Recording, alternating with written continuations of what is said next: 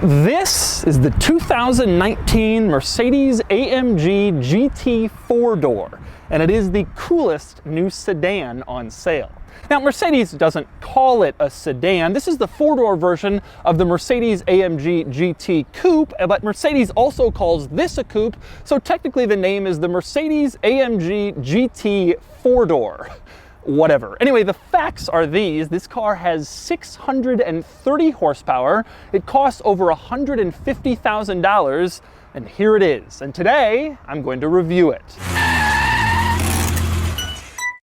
I've borrowed this AMG GT 4-door from Fletcher Jones MOTORCARS, which is the Mercedes-Benz dealership here in Orange County, California, Newport Beach. They're the largest Mercedes-Benz dealership in the country, and they get the newest and the first of everything, including the AMG GT 4-door. This is the Edition 1 model, and it's about to go on sale. So here's a brief overview of this car. As you know, Mercedes makes the AMG GT, which is a little two-door coupe or convertible that everyone seems to like. Well, this is the 4-door version of that, and it's offered in two versions. There is the regular AMG GT63 4-door, which has 577 horsepower. Then there's this, the AMG GT63S 4-door, which has 630 horsepower. Apparently an entry-level model is coming later in the year. Now, both of these versions come standard with all-wheel drive. The starting price for the regular AMG GT63 is around $136,000, whereas the AMG GT63S will be starting from around $160,000. That's an enormous amount of money considering that the 617 horsepower BMW M5 competition starts from around $112,000, but the 680 horsepower Porsche Panamera Turbo starts at over $160,000. Plus, Mercedes-Benz would argue that the M5 is just a 5 Series sedan that's been turned into a performance car, whereas this is a performance car that's been turned into a sedan. Coupe, hatchback thing, whatever. Interestingly, this car doesn't sit on the same platform as the Mercedes-AMG GT Coupe, but rather a modified version of the platform that's underneath the CLS and the Mercedes E-Class. Speaking of the CLS, that's Mercedes' other 4-door coupe, and I recently reviewed that. I'll link that video in the description below, and I'm curious to see where this differs. So today we're going to find out. First, I'm going to take you on a tour of the GT63S 4-door, and I'm going to show you all of its quirks and features. Then I'm going to get it out on the road and drive it, and then I'm going to give it a DougScore. And for more of my thoughts on this car, click the link below to visit autotrader.com/oversteer, where I've also rounded up a list of the most expensive Mercedes-Benz models currently listed for sale on AutoTrader.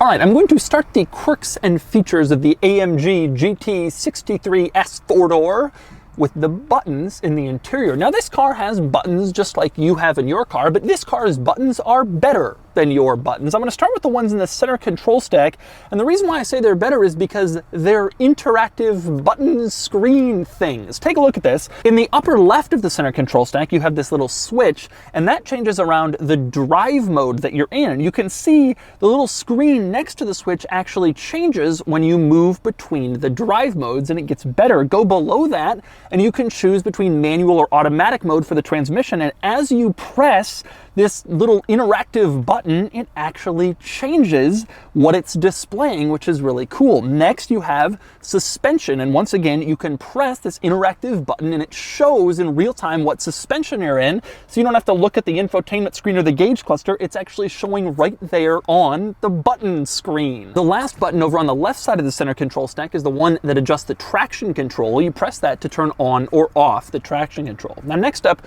we move over to the right side of the center control stack, and you see at the top another little dial that adjusts the volume for the stereo, and you can see that as you adjust the volume, it shows the current volume on this little screen next to this dial. Of course, it also shows this to you in the infotainment screen, but you can also look to this little dial control. The other interactive buttons on the right side of the center control stack are also interesting. The next one down turns on or off auto start stop, the system that turns the car off at traffic lights to save fuel, and the one down from that adjusts the exhaust. You can have it in regular exhaust mode, or you can press press that, put it in sport exhaust, and then it is displayed there that sport exhaust is active. Now you have a fourth button on this right side, and that one is blank. Doesn't have any function.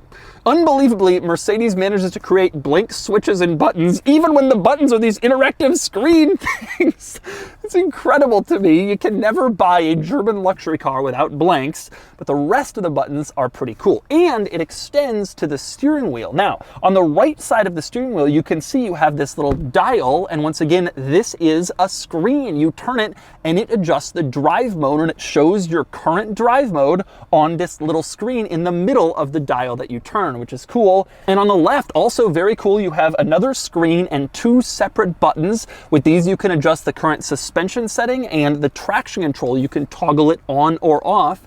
So you have a bunch of buttons and switches in this car that are cooler, more interesting, more interactive than your typical buttons and switches. Now, speaking of interesting buttons and switches in this car, next I want to talk about the hazard light button, which is in the middle like it is in most cars, but in this one it is tremendously small. Look how tiny that is compared to my finger. It's the smallest hazard light button I've ever seen in any car. It's like a little toy hazard light button. Now, another very cool button setup in this car is what is around the button for the hazard lights.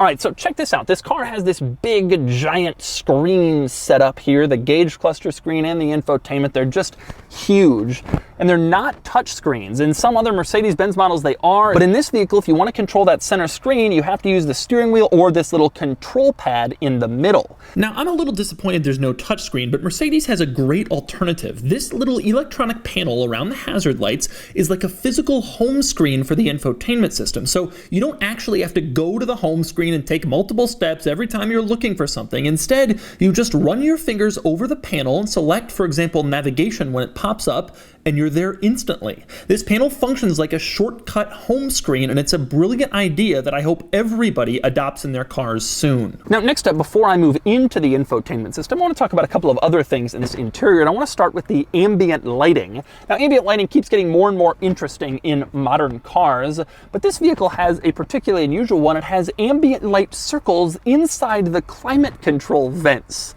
You can see them if I cut my hand over them. Whatever ambient light color you have is displayed right there. And of course, it's in addition to the ambient lights in the door panels, the ceiling, and all that stuff. Now, next up, another item with this interior. It is absolutely beautiful. A gorgeous place to spend time. All the materials are fantastic. Carbon fiber stitching, everything feels really good, although it better considering the base price of the 63S is $160,000. I especially like this little unbroken silver line that starts in the dashboard and goes on to the door panel, and this little unbroken line of yellow stitching that does the same thing, goes from the door panel to the dashboard. But everything in this interior is really, really beautiful, as expected given the price point. Now, next up, another item I like in this car. In a lot of vehicles, in the ceiling next to the rear view mirror, you have a sunglasses holder that drops from the ceiling. Not in this car, you have a speaker. And it's the same story in the middle. A lot of cars have a dome light in the middle of the interior on the ceiling. No, not in this car. You have another speaker. This car has the optional Burmester sound system, which costs $4,500 extra. And the result of that is Mercedes-Benz has filled this interior with speakers to provide you with the finest sound experience possible. Now, next we move on to the infotainment system and some of the technology this car has. Again, I'm a little disappointed the infotainment system isn't a touchscreen, but when you start getting into some of this car's amazing features, you forget about that a little bit. One of those features is something called energizing comfort. Now, in your car, you want to be a little cooler, you turn on the climate control and make yourself cool. Fine. In this car, energizing comfort doesn't just turn on the climate control, but rather it provides an experience. So, for example, the refresh setting in here offers green-blue lighting and a cool, refreshing breeze to whisk you away to the seaside. And if you set it to that, not only does it blow out a cool breeze from the climate vents, but it also changes the ambient lighting to match that seaside cool breeze of the refresh setting. So basically, it tailors several different vehicle functions to provide you with a specific experience that goes beyond just setting the climate control temperature. But the best part of the energizing comfort section of the infotainment system is the training portion. Check this out. You can actually set the car to provide you with muscle exercises while you drive down the road. And you can choose between muscle relaxation and muscle stimulation. If you choose stimulation, it goes through a series of 11 different exercises you can do, pushing up against the seat, straightening your back, etc., so you can actively exercise through a program in the infotainment system of your car as you drive down the road. And mostly, later when I drove this car, I attempted to do a workout as I drove down the street, but in fact the car must be in park for this feature to work. I guess it's designed for rest stops on long drives to help you stay loose and keep active. Another amazing feature of the infotainment system is all of the seat adjustments it can make. On your door panel, you can move the seat forward, backward, up, down. You can do all the usual stuff, but there are so many additional options in the infotainment system. Check out, for example, this lateral cushion adjustment. You can dial it from 0 to 10, and when you do that, watch how the seat bolsters immediately change to provide less lateral cushion adjustment to grip you in place better. Go back down to 0 and the bolsters immediately do their thing and go back to give you a little bit more room. Really impressive to see. Another really impressive feature in this car is that it has a fragrance. Yes, that's right. You don't just have climate control, but you can turn on a fragrance in the infotainment system, and then the climate control will blow out both air and the fragrance to make your interior smell a little bit nicer. Now, unfortunately, this car does not have the fragrance canister, so I can't sit here filming this video and smelling all the wonderful smells. But Mercedes-Benz sells it through their dealers. You buy it, you stick it into this area in the glove box, and then it syncs up with the climate controls, and if you turn on the fragrance, it will blow a fragrance out as you drive down the road. Now, next up, moving on to the steering wheel, another item worth noting, something I've complained about in Mercedes-Benz models for years, is that there is no next track button on the steering wheel, so you can just tap the wheel and go to the next track. Well, Mercedes now offers this incredible steering wheel with all these functions. It's beautiful, it's Alcantara, it's perfect in every way, except there is still no next track button. You can highlight the music selection, scroll over to it, click next track, but it's still a process. You can't just do it with the push of one button. Now, it is worth noting that Mercedes-Benz has stuck a next track button in the center controls above the touchpad, so you can go to the next track fairly easily, although there's no previous track button here. So if you want to go back a track, well, that's just too bad. I guess you'll have to go into the infotainment system, the music player, actually find the previous track button and click on it using the touchpad. There's no shortcut button. But anyway, speaking of the steering wheel, forget about the next track button. But I want to talk about the gauge cluster because that is really the most impressive part.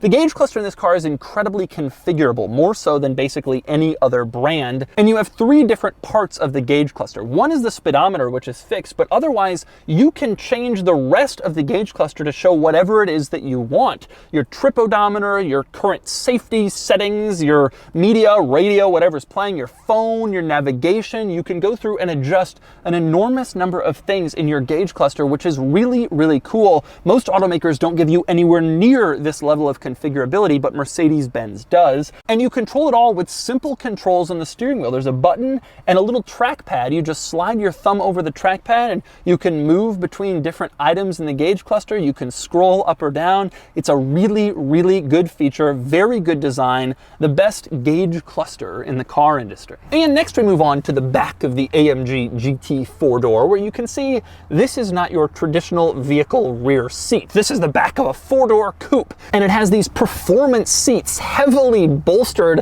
like you would see in the front of like a sports car, but they're in the back of this car, so you can take yourself and 3 passengers out on the racetrack. And I say 3 passengers because the rear of this car is only 2 seats. Due to these heavily bolstered performance seats, there's no middle seat in this vehicle. But you do have all the amenities back here. Like, for example, the rear seats have their own climate zones individually. So this car has 4-zone climate control. And the rear seats are also heated, so you can turn them on and have a heated seat experience while you're being driven around on the racetrack. And they have cup holders in the center, which oddly are removable. You slide this little tab with arrows on it forward, and then you can pull out the cup holders, and then that's just a little storage cubby. And the rear seats even have a rear sunshade. Despite the fact that this is not a typical sedan with a typical rear window and trunk, you do have to manually put it up, but once you do, you are shaded just a little bit from the sun coming in through the back window.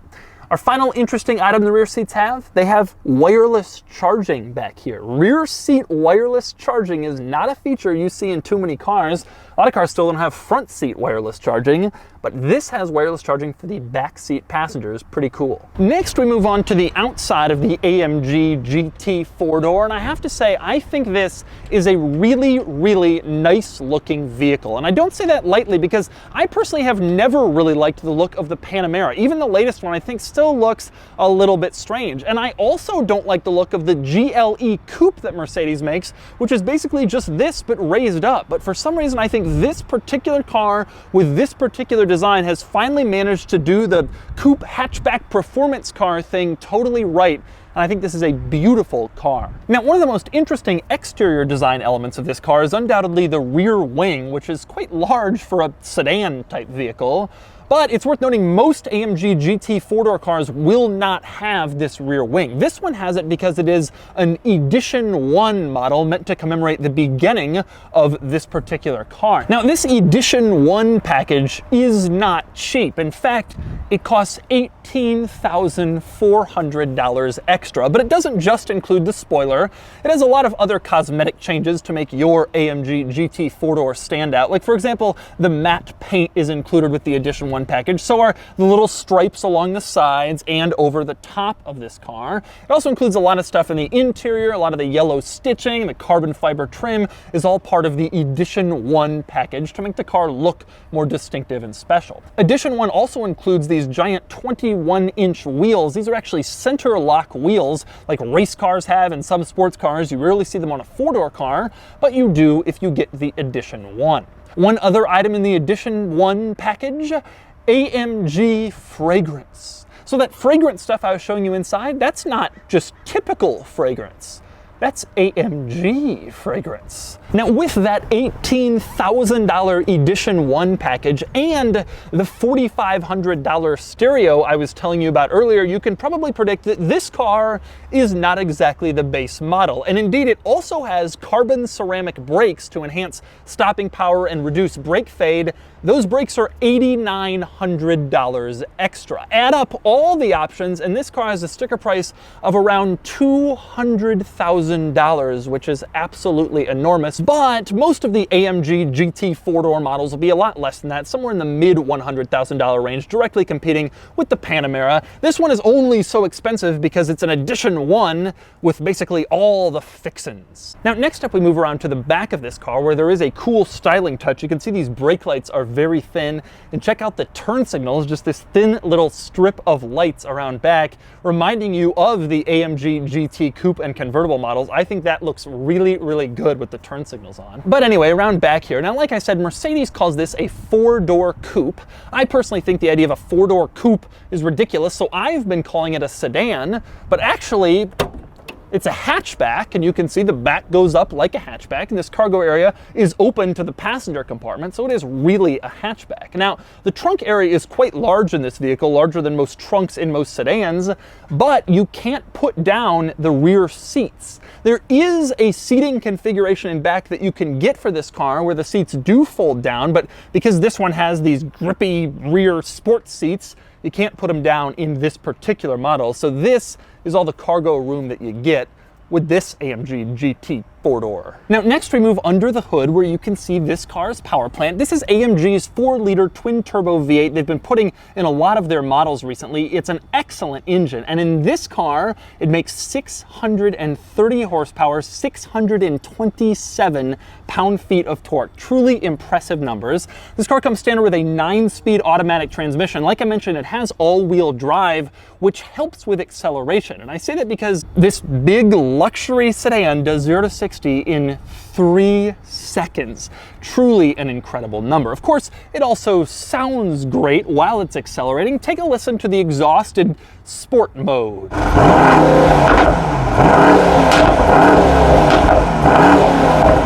And so so that's a comprehensive tour of the Mercedes-AMG GT 4-door and all of its quirks and features. Now it's time to get it out on the road and see how it drives. All right, driving the 63S 4-door, and it feels really tight. Wow, the handling is just incredible. Wow. This thing feels really, really, really tight. Quite impressive considering its size. We know it's a big car. It's Panamera size, basically. Well, it doesn't feel like that. It feels smaller and actually more agile. All right, I'm gonna give it a little gas.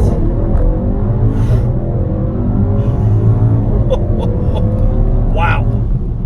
Wow. That is really, really some acceleration. Very impressive. Like a really good sports car. The mid-range is really incredible. Of course, that's been one of the great things about this 4-liter biturbo engine is really, really good mid-range power. The sound is just great. I love the sound. It's fantastic. It sounds like an AMG car should. I'm actually more impressed by the handling. When I was looking at this car, I saw it at the LA Auto Show, just when I've been filming it, I saw it's a big car. I bet it'll have the same big limitations as the Panamera. It'll feel like the big car. Driving it, I don't think that. This car, maybe more than any car I've driven in quite a while, eliminates the feeling of its size. It's really on rails. The handling is absolutely phenomenal. And the steering is not really too light. It steers very direct, very precise, and it just doesn't feel like a big vehicle. Sitting in a stoplight, everything is very, very quiet inside this car. You hear basically nothing from the outside, and you have a chance to take a look at the interior, which is fantastic. You have this combination of great materials and really, really impressive technology. I really, really am impressed with this car. I'm really impressed with the way that it drives. It doesn't feel like your typical Mercedes-Benz. Even my station wagon feels like sort of a big car first, and then a fun, powerful, sporty car. This feels like it's a sports car with 4 doors. It almost feels like the 4-door coupe that Mercedes-Benz is trying to convince us that it is. And the acceleration is just indescribable. I mean, the throttle response in this race mode is unreal. You know, I drove the AMG GTR not that long ago, short enough that I distinctly remember it. This doesn't feel all that different to that, except I look back there and I got back seats and 4 doors. Oh, this is addictive, more so than a lot of other cars that I drive. And it feels more angry and more exciting than Panamera, which is a pro and a con. You know, some people I think will get in this car and maybe they won't want that, they'll have it in comfort, whatever. The Panamera definitely feels like more of a business type car. In the end, I was wondering whether this would just be basically like an E-Class or a CLS, but with different bodywork and maybe a little bit more power, and it really does not feel like that. This car feels a lot more focused, a lot more fun, performance-y, capable, to a level that I really, truly was not expecting. Some cars underwhelm me. This one very much is the opposite. I'm really shocked at how much fun the steering and the handling is, especially, and also it's obviously very, very quick, very fast. The sound is good, the tech is good. It's a wonderful car in every way. I would love to have one. I just wish it didn't cost $160,000, $180,000. Crazy money, but I can start to understand how you justify it, especially compared to Panamera. This thing is absolutely on that level. It's a really impressive car. And so that's the Mercedes-AMG GT63S Edition 1 4-door, which is the most syllabled car name that I can possibly imagine. But that aside, this thing is great. It looks really good, it drives amazingly, and it has all this extra practicality due to its hatchback body style. The only real drawback is the pricing, which ensures that it will only really find a niche audience, but that's kind of the point. And plus, the CLS is the Mercedes 4-door coupe for the masses. Anyway, now it's time to give this car a DougScore. Starting with the weekend categories and styling, the AMG GT Sedan looks really good and it gets a 7 out of 10. Acceleration 0 to 60 is 3 seconds and it gets a 9 out of 10. Handling is really sharp, better than pretty much any 4-door car I've ever driven, and it gets a 7 out of 10. I almost gave it an 8, but that's true sports car territory and I just couldn't bring myself to do it. Fun factor though is on sports car levels. This is so exciting and so thrilling and so tossable and so fun, I had to give it an 8 out of 10. Cool factor is a bit lower as this car doesn't have the the cool recognition of some rivals and its stupid name won't help, and it gets a 6 out of 10 for a total weekend score of 37 out of 50. Next up are the daily categories and features. The AMG GT 4-door is loaded with everything you could possibly want, and it gets a 9 out of 10, falling just shy of a perfect score because there's no game-changing new item or crazy tech debut. Comfort is great considering the performance, and it gets a 7 out of 10. Quality is also excellent, though I prefer the look of top-end Audi and Porsche interiors. It gets a 7 out of 10. Practicality is good. The hatchback bumps things up a point or two over a sedan, and it gets a 6 out of 10. Finally, value, and the GT I drove is just ridiculous money. It gets a 6 out of 10, but a more rationally equipped example would probably move up a point. Still, that gives you a daily score of 35 out of 50. Add it all up, and the DougScore is 72 out of 100, which is a huge deal because it ties the AMG E63 wagon for first place among the all-around practical sporty cars. When I went to review the AMG GT 4-door, I was thinking it was overpriced. When I actually drove it, I was thinking it's one of the best cars I've driven in the last year or two. Rarely am I this surprised by a car. I just wish I could afford to buy one, because I think I actually would.